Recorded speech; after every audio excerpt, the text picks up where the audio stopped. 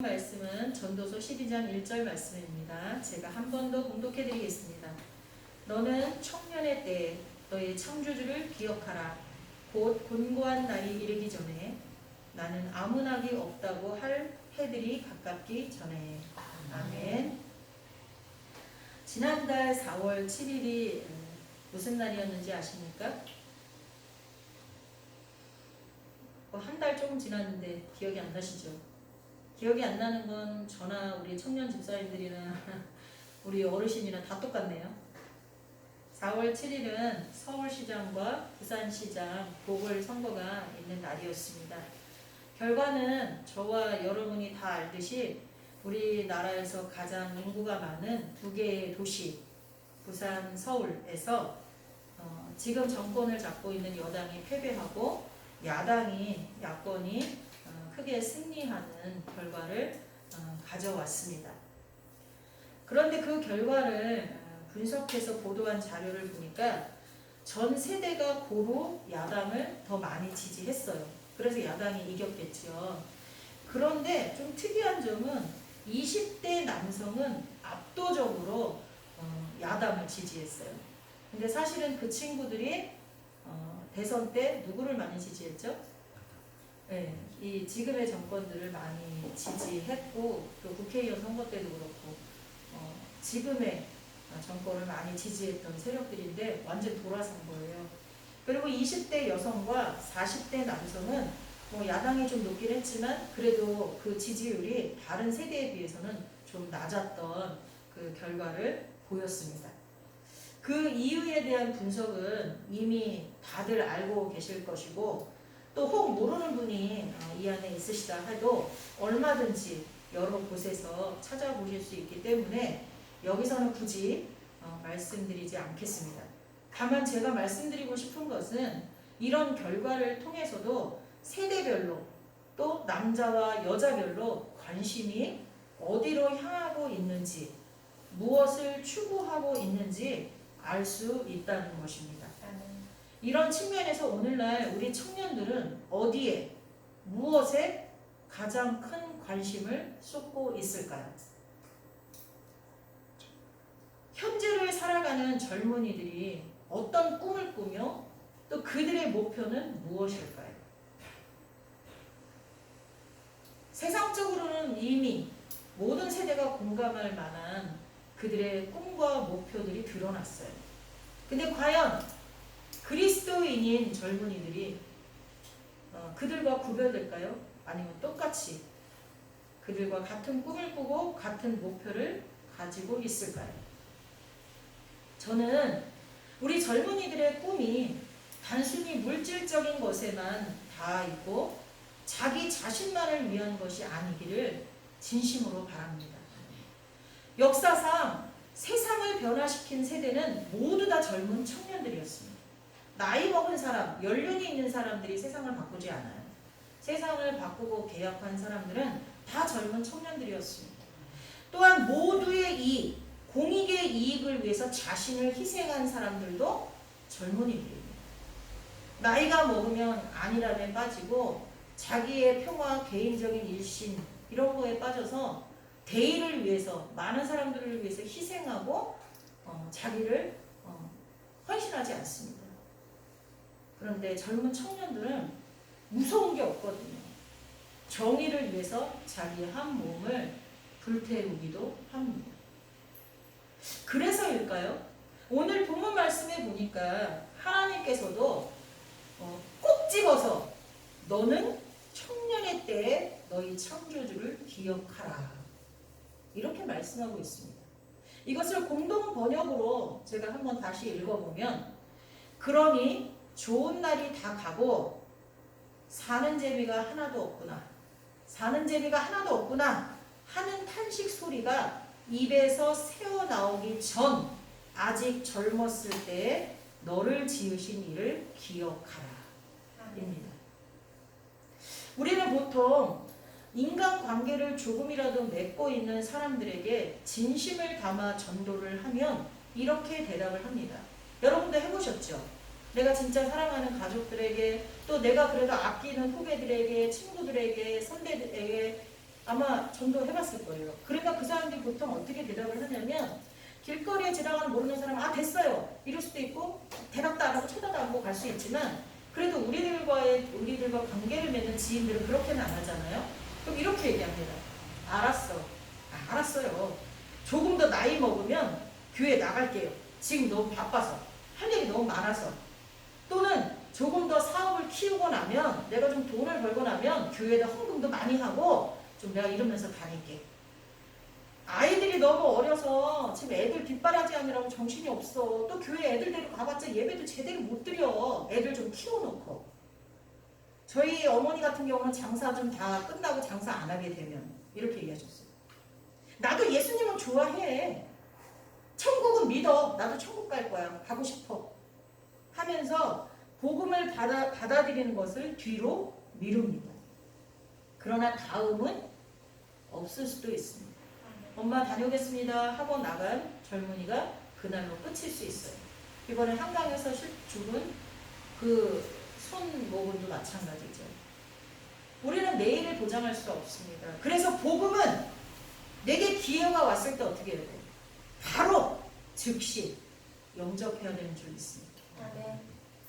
뿐만 아니라 하나님은 늙어서가 아니라 시간이 남아돌 때가 아니라 자기 하고 싶은 거 다 하고 난 뒤가 아니라 바로 인생의 황금기인 청년의 때에 하나님을 기억하라고 말씀하십니다. 그때 하나님을 찾으라는 거예요. 그때 하나님과 동행하라는 거예요.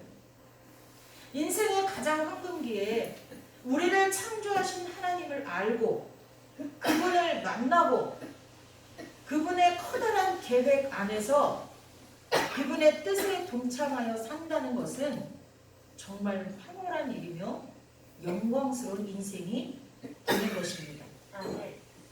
그러나 만약 이것을 거부하고 가장 건강하고 가장 왕성하게 활동할 수 있는 청년의 때에 청춘을 마음껏 즐기고 자신이 하고 싶은 일에 전념하고 가고 싶은 데 가고 보고 싶은 것을 보면서 하나님을 잊은 채 혹은 하나님 없이 하나님을 모르고 산다면 이 모든 일로 인해 우리는 심판을 받을 것입니다. 이것은 제가 말씀드리는 것이 아닙니다. 하나님은 분명하게 말씀하십니다. 전도서 11장 9절에 보면 청년이여 내 어린 때를 즐거워하며 내 청년의 날들을 마음에 기뻐하여 마음에 원하는 길들과 내 눈이 보는 대로 행하라. 그러나 하나님이 이 모든 일로 말미암아 너를 심판하실 줄 알라. 이렇게 말씀하고 있습니다. 때로는 이어서 10절에 청년들은 젊음도 검은 머리도 물거품 같은 것임을 깨닫고 마음에서 걱정을 떨쳐버리고 젊은이들의 몸에서 고통스러운 그런 것들을 흘려버려야 한다고 말씀하십니다.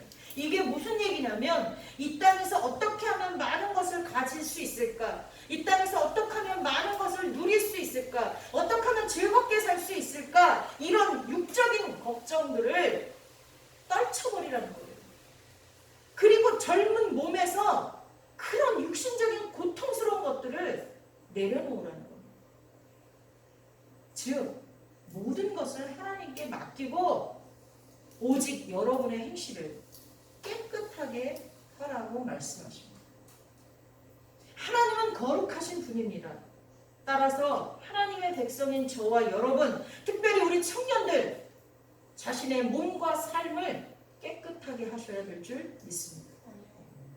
성경에 보면 하나님이 징계하시고 멸망시키신 도시들과 나라들이 나옵니다. 그들의 공통된 죄는 우상숭배, 하나님을 믿지 않고 다른 것을 하나님 대신 섬기는 것, 그리고 성적인 문란, 남자와 남자가, 여자와 여자가, 사람과 동물이 아주 난잡하게 성교하는 행위들, 그런 성적 문란, 그리고 부모와 자식이 거기 나오잖아요. 그리고 이모와 조카가 이런 거 절대 하나님 금지하시잖아요. 이런 것들, 이런 성적인 문란, 그리고 가난한 자와 고통당하는 자들을 돌보지 않는 것, 이게 도시와 어떤 한 나라가 완전히 멸망하는데 근본 원인이 되는 죄악들입니다. 하나님 이걸 그냥 두시지 않아요. 근데 여러분 보십시오. 오늘날 전 세계가 이 죄악 가운데 있습니다. 어떤 나라에서나 어떤 도시에서는 음식물 쓰레기가 넘쳐나는데 어떤 나라 어떤 도시에서는 죽어가는 어린아이들이 너무 많다는 거예요. 있는 자가 가난한 자들을, 고통당하는 자들을 돌보지 않아요. 지금 미얀마에서는 어린아이들이 죽어가잖아요. 아무 죄 없는. 근데 그것을 제지하지 못하잖아요. 아니 처음에는 좀 관심을 가졌을지 몰라요. 뉴스가 계속 나오니까. 근데 이제는 뉴스도 잘 안 나와요.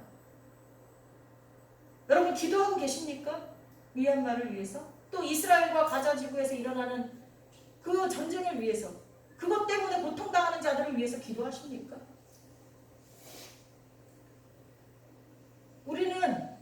우리 나라에서뿐만이 아니라 우리 교회 안에서 크게는 이 전 세계에서 어렵고 힘든 자들에 대해서 외면하는 경우가 허다합니다. 이럴 때 하나님의 징계는 반드시 있습니다. 이렇게 하나님의 징계가 내려질 때 피해갈 이들이 없어요. 그런데요, 가장 먼저 타겟이 되는 사람들이 어린이들과 청년들임을 기억하셔야 됩니다. 예레미야서 6장 11절에 보면 그러므로 여호와의 분노가 내게 가득하여 참기 어렵도다. 그것을 거리에 있는 아이들과 모인 청년들에게 부으리니 남편과 아내와 나이든 사람과 늙은이가 다 잡히리로다. 즉 아이들과 청년들이 인질이 된다는 거예요. 아이들과 청년들에게 먼저 하나님의 분노가 쏟아진다는 거예요. 그러면 어떻게 해요? 나머지 부모들이, 늙은이들이 다 잡히게 된다는 거예요. 하나님의 진노가 아이들과 어린이, 청년들에게 더 먼저 있는. 따라서 청년들은 더욱더 성결해야 합니다. 사실 청년의 때 우리는 정욕이 가장 왕성합니다. 모든 것에 대한 욕구와 욕심, 그리고 성적인 욕구, 둘 다 가장 클 때입니다. 왜냐하면 몸이 튼튼하니까 자기가 할 수 있다는 게, 할 수 있을 것 같은 일들이 그만큼 많거든요. 이럴 때 청년들은 이것을 잘 다스려서 범죄하지 말아야 합니다. 아멘. 그 방법은 오직 주의 말씀으로만 가능하다고 성경은 기록하고 있습니다. 항상 주의 말씀을 묵상한 그 말씀에 순종함으로 말씀이 나를 이끌어 가시도록 나를 말씀의 강에 담궈야 합니다. 여러분 하루에 성경을 몇 장이나 보십니까? 우리가 봐도 믿음을 잘 지키고 있는 어떤 분이 계셨습니다. 지금 오늘날과 같은 이 시기에 당신은 믿음을 어떻게 지키십니까? 하니까 몇 가지를 댔어요. 그 중에 하나가 성경을 꼬박꼬박 5장씩 읽어서 30살, 30 중반에 하나님을 만났는데도 지금 22번 이상을 성경을 보았다고 합니다. 그리고 매일 찬송을 한대요. 매일. 그리고 믿음의 친구들과 사귄대요. 그리고 교회에 나가서 주변에 보는 대로 봉사한다고 합니다. 여러분은 어떻게 신앙을 지키고 계십니까? 어느 것도 우리는 치우침이 없어야 돼요. 우리 지성교회 청년분들은 안 나오시는 분은 그렇다 치지만 나오시는 분들은 교회 봉사를 많이 합니다.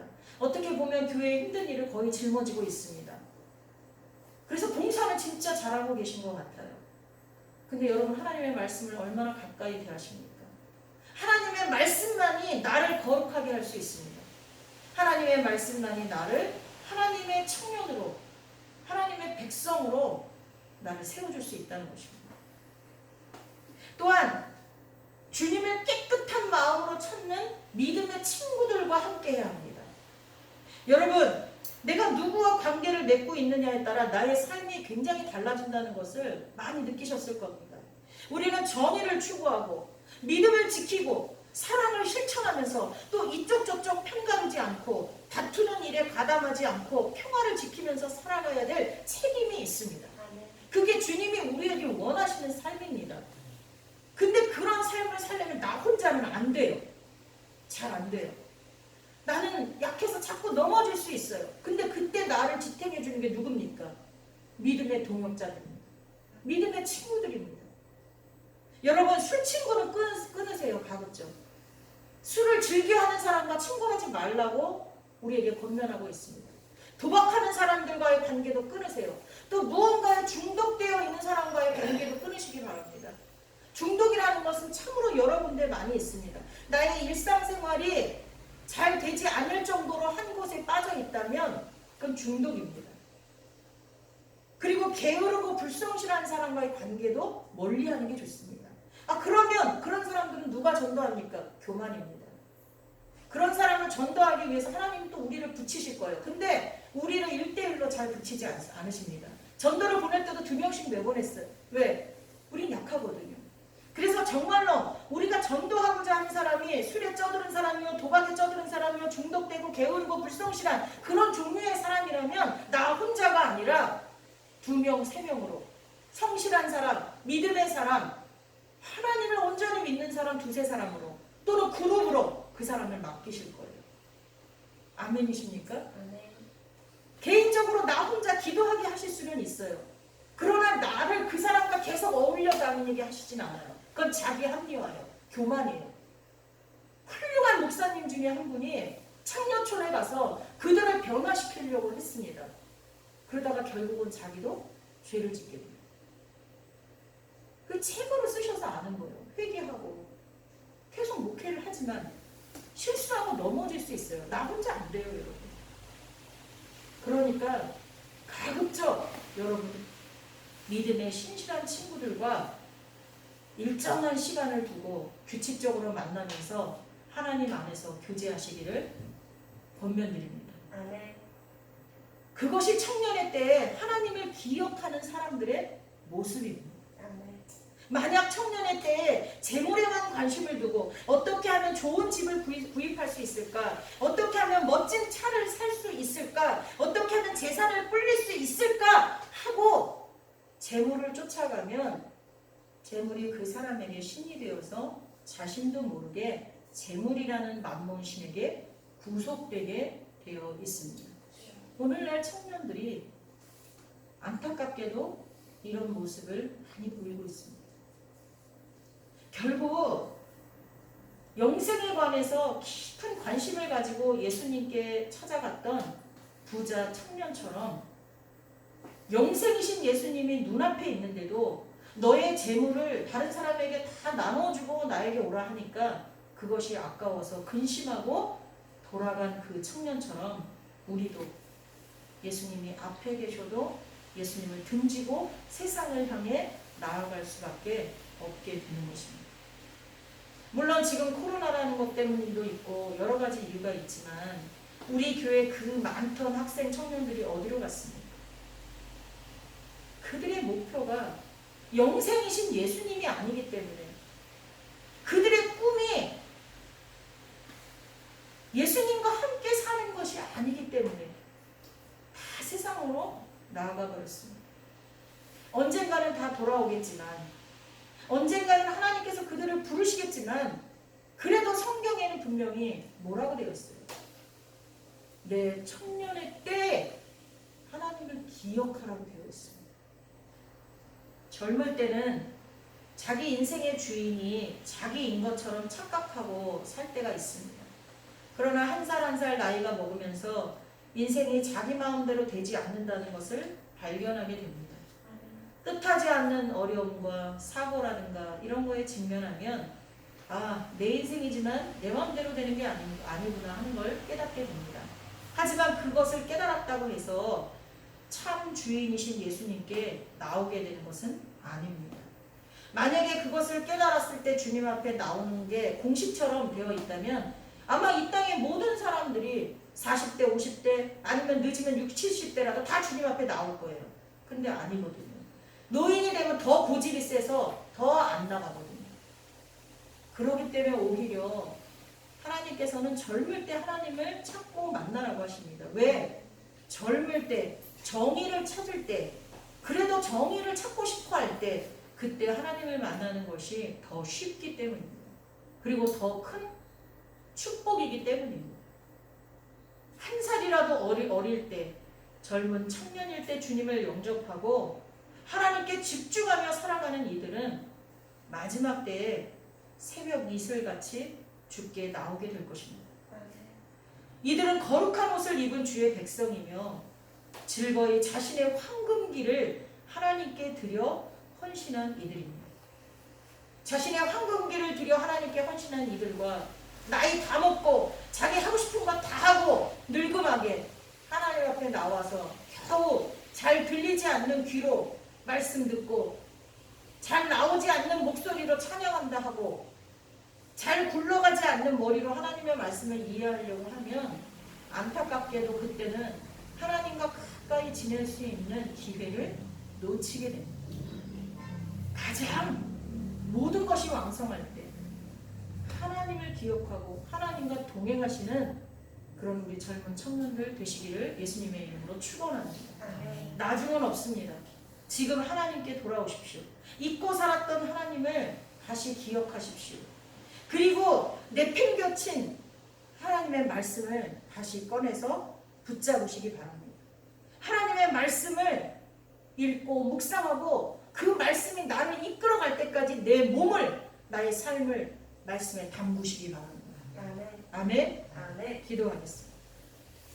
주님, 우리 청년들이 눈앞에 보이는 것을 쫓아 그것을 얻기 위해 정의도 믿음도 사랑도 평화도 버리고 이기심과 탐욕에 잡혀 아까운 청춘을 날려버리지 않게 하시고 오직 자신을 만드신 하나님을 기억하고 하나님께 집중하여 살게 하옵소서. 아멘. 하나님의 말씀에 순종하며 살게 하옵소서. 아멘. 그리고 우리 모든 성도들이 청년들과 함께 새벽 이슬처럼 나와 주를 맞이할 수 있는 거룩한 백성이 되게 하여 주옵소서. 아멘. 예수님의 이름으로 기도하옵나이다. 아멘. 아멘.